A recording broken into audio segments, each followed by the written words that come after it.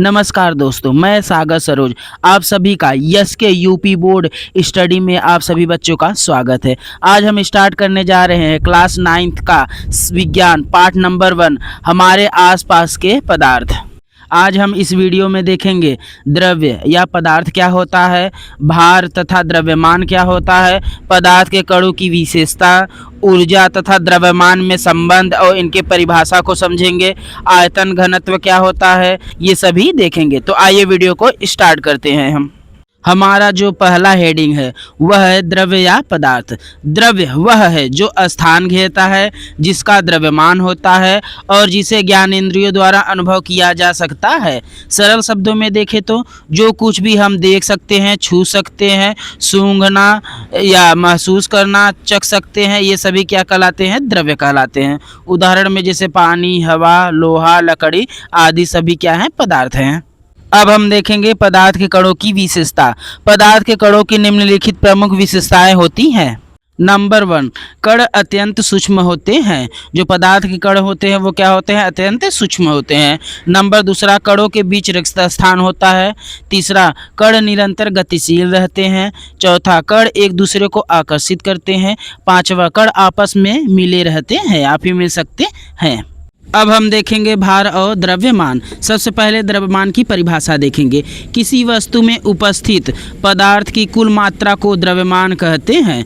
आइए कुछ मुख्य बातों को देखते हैं। नंबर 1, यह हमेशा स्थिर रहता है, कहीं भी ले जाओ नहीं बदलता है। ठीक है, चाहे आप पृथ्वी पर ले जाओ चाहे चंद्रमा पर, यह हमेशा सेम रहता है। इसका एसआई मात्रक किलोग्राम होता है। यह एक अदिश राशि है, केवल परिमाण होता है इसमें। अब हम देखेंगे भार की परिभाषा। किसी वस्तु पर लगाने वाले गुरुत्वाकर्षण बल को उस वस्तु का भार कहते हैं। कुछ मुख्य बातें इस प्रकार है। नंबर 1, यह स्थान के अनुसार बदलता रहता है। पृथ्वी पर अलग तो चंद्रमा पर अलग हो जाएगा। इसका एसआई मात्रक न्यूटन होता है। यह एक सदिश राशि है, अर्थात परिमाण और दिशा दोनों होता है। अब हम देखेंगे भार और द्रव्यमान में संबंध। इसका सूत्र है W बराबर m गुणे G, जहाँ W आपका भार है, m द्रव्यमान है और आपका जो G है वह गुरुत्वीय त्वरण है। इसका मान पृथ्वी पर 9.8 मीटर प्रति सेकंड स्क्वायर होता है। अब हम देखेंगे ऊर्जा। किसी वस्तु की कार्य करने की क्षमता को ऊर्जा कहते हैं। नंबर 1, इसका एसआई मात्रक जूल होता है। नंबर 2, यह एक अदिश राशि होता है। नंबर 3, ऊर्जा न तो बनाई जा सकती है और न ही नष्ट की जा सकती है, केवल इसका रूपांतरित होता है। अब हम देखेंगे ऊर्जा संरक्षण का नियम। ऊर्जा न तो उत्पन्न की जा सकती है और न ही नष्ट किया जा सकता है, केवल एक रूप से दूसरे रूप में परिवर्तित किया जा सकता है। यह ऊर्जा का संरक्षण नियम होता है। अब हम देखेंगे ऊर्जा और द्रव्यमान में संबंध। यह संबंध महान वैज्ञानिक अल्बर्ट आइंस्टीन ने दिया था सन 1905 में। इसका सूत्र है E बराबर mc², जहाँ पर आपका E ऊर्जा है, m द्रव्यमान है, c प्रकाश की गति है, जो कि 3 × 10⁸ मीटर प्रति सेकंड होती है। अब हम आयतन और घनत्व देखेंगे। सबसे पहले आयतन की परिभाषा देखेंगे। किसी वस्तु द्वारा घेरी गई कुल स्थान की मात्रा को आयतन कहते हैं। आइए कुछ मुख्य बातों को देखते हैं। सबसे पहले इसकी आयतन की एसआई मात्रक घन मीटर होता है। इसके कुछ अन्य मात्रक हैं जैसे लीटर, मिलीलीटर आदि। नंबर 3, यह एक अदिश राशि है। अब हम देखेंगे घनत्व की परिभाषा। किसी वस्तु के इकाई आयतन में उपस्थित द्रव्यमान को घनत्व कहते हैं।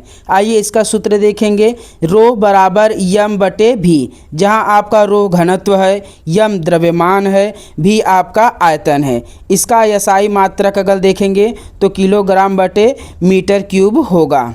अब हम देखेंगे मोस्ट इम्पॉर्टेंट क्वेश्चन। आपका जो अगला टॉपिक है वह है द्रव्य की भौतिक अवस्थाएं। तो याद रखिएगा द्रव्य की 3 भौतिक अवस्थाएं होती हैं, ठोस, द्रव, गैस। तो सबसे पहले हम ठोस की परिभाषा देखेंगे।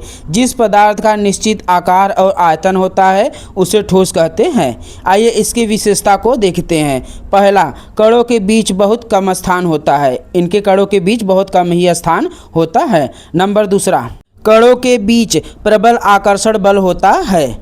तीसरा, कण केवल कंपन करते हैं, स्थानांतरित नहीं होते। चौथा, संपीड़ितता नहीं होती है। इसके उदाहरण हैं पत्थर, लकड़ी, बर्फ, लोहा आदि।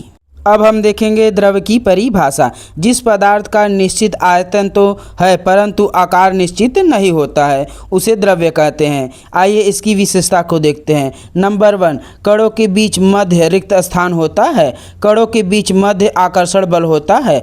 कण स्वतंत्र रूप से गति कर सकते हैं। जिस बर्तन में रखो उसी का आकार ले लेते हैं। इसमें संपीड़ितता बहुत कम होती है। उदाहरण में जैसे पानी, दूध, तेल, पारा आदि। अब हम देखेंगे गैस की परिभाषा। जिस पदार्थ का न निश्चित आकार हो और न निश्चित आयतन हो उसे गैस कहते हैं। आइए इसकी विशेषता को देखते हैं। नंबर 1, कणों के बीच बहुत अधिक रिक्त स्थान होता है। कणों के बीच अत्यंत कमजोर आकर्षण बल होता है। कण अत्यंत तेजी से गति करते रहते हैं। पूरे बर्तन में फैल जाते हैं। संपीड़ितता बहुत अधिक होती है। उदाहरण में जैसे हवा, ऑक्सीजन, कार्बन डाइऑक्साइड आदि। अब हम देखेंगे द्रव की अवस्था परिवर्तन अर्थात गलन की परिभाषा। जब कोई ठोस पदार्थ गर्म करने पर द्रव तरल अवस्था में बदल जाता है तो इस प्रक्रिया को गलन कहते हैं। उदाहरण में देखेंगे बर्फ का गर्म होने पर पानी में बदल जाना। अब हम देखेंगे गलनांक की परिभाषा। जिस निश्चित तापमान पर कोई ठोस पदार्थ पिघलकर द्रव बनना शुरू करता है उसे पदार्थ का गलनांक कहते हैं। उदाहरण के तौर पर बर्फ का गलनांक 0 डिग्री सेल्सियस से शुरू हो जाता है। अब हम देखेंगे हिमीकरण। जब कोई तरल पदार्थ ठंडा होकर ठोस अवस्था में बदल जाता है तो इस प्रक्रिया को हिमीकरण कहते हैं। उदाहरण में देखेंगे पानी का ठंडा होकर बर्फ में बन जाना। अब हम देखेंगे हिमांक। जिस निश्चित तापमान पर कोई तरल पदार्थ जमकर ठोस बनना शुरू हो जाता है उस पदार्थ को हिमांक कहते हैं। उदाहरण के तौर पर पानी का हिमांक 0 डिग्री सेल्सियस होता है। अब हम देखेंगे वाष्पन। जब कोई द्रव पदार्थ वाष्प गैस में बदल जाता है तो इस प्रक्रिया को वाष्पन कहते हैं। उदाहरण के तौर पर पानी का गर्म करने पर भाप में बदल जाना। अब हम देखेंगे वाष्पीकरण। द्रव का उसी सतह से बिना उबले धीरे धीरे वाष्प में बदलना वाष्पीकरण कहलाता है। उदाहरण देखेंगे धूप में रखे गीले कपड़ों का सूख जाना, यह वाष्पीकरण कहलाता है। अब हम देखेंगे क्वथन। जब किसी द्रव को गर्म करने पर वह पूरी द्रव में तेजी से वाष्प भाप में बदलने लगता है तो इस प्रक्रिया को क्वथन कहते हैं। उदाहरण के तौर पर पानी को गर्म करने पर उसका उबलकर भाप बनना। अब हम देखेंगे क्वथनांक। जिस निश्चित तापमान पर कोई द्रव उबलकर वाष्प में बदलना शुरू करता है उसे उस द्रव का क्वथनांक कहते हैं। उदाहरण के तौर पर जब हम पानी को उसके 100 डिग्री सेल्सियस पे गर्म करेंगे तो वह उबलना शुरू हो जाता है। अब हम देखेंगे ऊर्ध्वपातन। जब कोई ठोस पदार्थ बिना द्रव में बने सीधे गैस में बदल जाता है तो इस प्रक्रिया को ऊर्ध्वपातन कहते हैं। उदाहरण के तौर पर कपूर। जब कपूर को जलाएंगे तो वह द्रव में नहीं बदलता, सीधे गैस में बदल जाता है। अब हम आखिरी हेडिंग देखेंगे संघनन। जब कोई गैस या वाष्प ठंडी होकर द्रव में बदल जाती है तो इस प्रक्रिया को संघनन कहते हैं। उदाहरण के तौर पर ठंडे गिलास की बाहरी सतह पर पानी की बूंदों का बनना आदि। यह सब क्या है? संघनन कहलाता है। यदि वीडियो पसंद आई है तो वीडियो को लाइक करें, चैनल को सब्सक्राइब करें। हमारा उद्देश्य है कि आपको अच्छे से नोट्स बनाकर दिया जाए और आपको अच्छे से तैयारी कराया जाए। ऐसे ही वीडियो के लिए आप अपने दोस्तों को शेयर कर सकते हैं और हमारे साथ जुड़ सकते हैं। वीडियो को देखने के लिए धन्यवाद।